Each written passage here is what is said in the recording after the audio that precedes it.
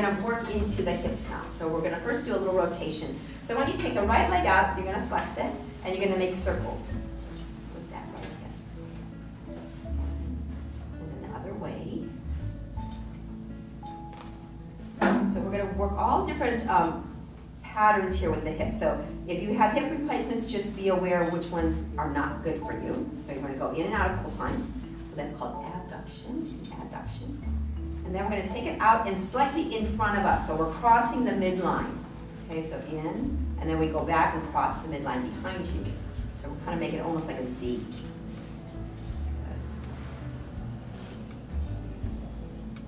Good. Next time it's out, I want you to tip your toe on the floor and then take your right hand up.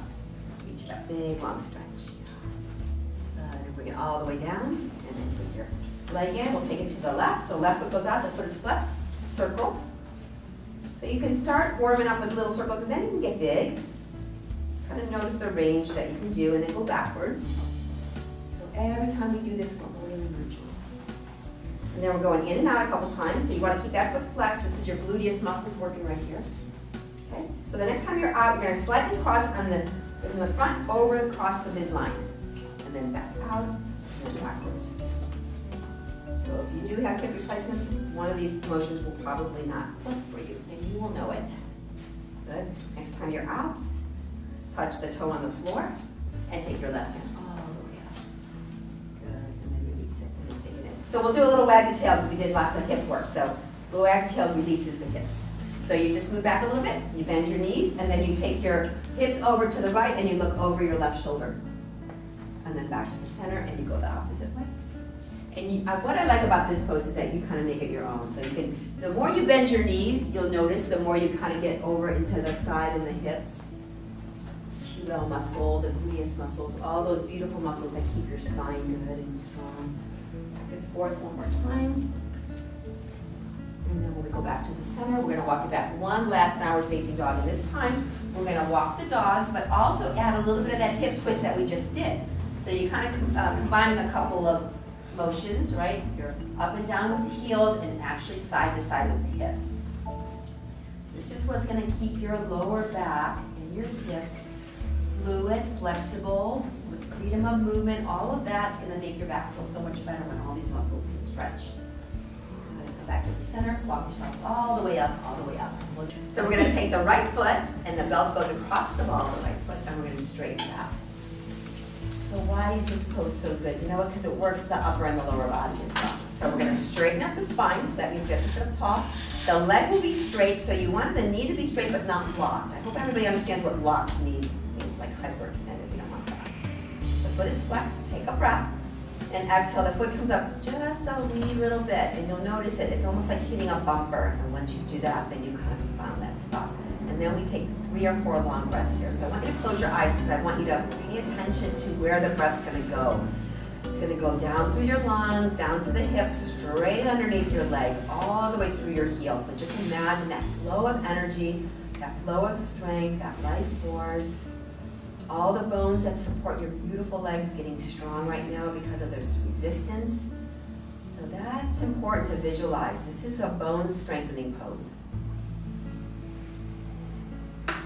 Gently open your eyes. You'll grab the belt now with your right hand. The left hand goes out. Your thumb is up because that means your shoulder's going to be nice and open. You can even take this arm and kind of move it back a little bit. A little deeper stretch. Good. And then that leg goes out to the right. If you can, turn your head and look at your thumb. Get a nice deep breath here. So this works the hip mobility. Back to the center, you're going to grab the belt, and this is where it gets a little restricted for some of you with hip replacements, right? So you can't cross the midline, so you do the best you can, otherwise you're up and over. Gazing at the opposite hand. You know you can take the opposite hand back a little bit. You want a little further stretch in the shoulders. Good. One last breath. This is your IT band we're stretching. And back to the center. Now we're going to bend that top knee, place the ankle flex on top of that left leg, and then the elbows across. Okay, so hands to your shins. I just want you to sit up tall. So no really moving except for just lengthening the spine. Yeah. Does everybody feel that already in their right hip? Already? It's perfect right now. Actually, you don't have to do anything. If you want to add a little bit to it, then there's just a little lean. It's probably 3 or 4 inches, and your spine is straight, and you're just leaning, and you're tilting your pelvis so that you're stretching a little bit more into the piriformis muscle, the muscle that is affected when you have sciatica. So when you have sciatica, all you want to do is get that sciatic nerve to loosen up. And that's what you do with your breath.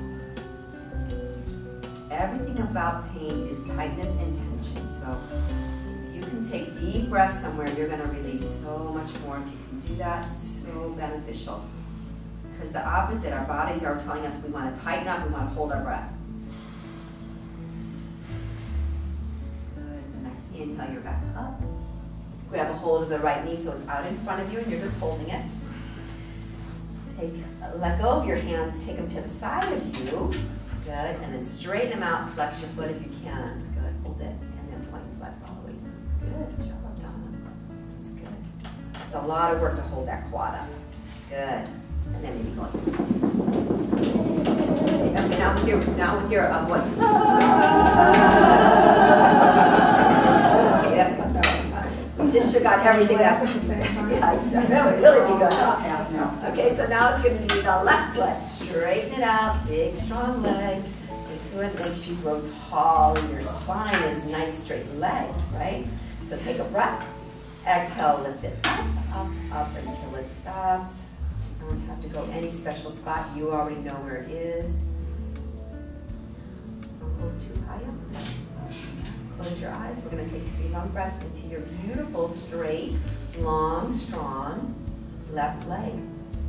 If you have any left leg issues right now, we're just going to address it. Life force, go right there. If it's your knee, if it's your ankle, if it's your hip. Find that intelligence inside of us.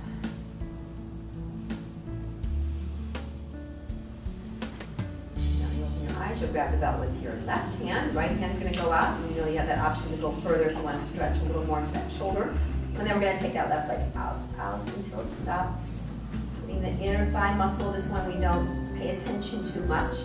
Gaze over to the opposite side. So we're going to protect our inner knee by stretching that inner thigh muscle. Good. Out to the center. And as we do, what's going to be right hand reaches on the belt. Left hand goes up, and we're coming up, around, over, whatever is going to feel good for that outer edge of your left leg. Gaze to your front. Nice deep breath. And back to the center. Bending that knee, flexing that foot, keeping it flexed so that the ankle's right there on top of that top thigh. Belt across your lap.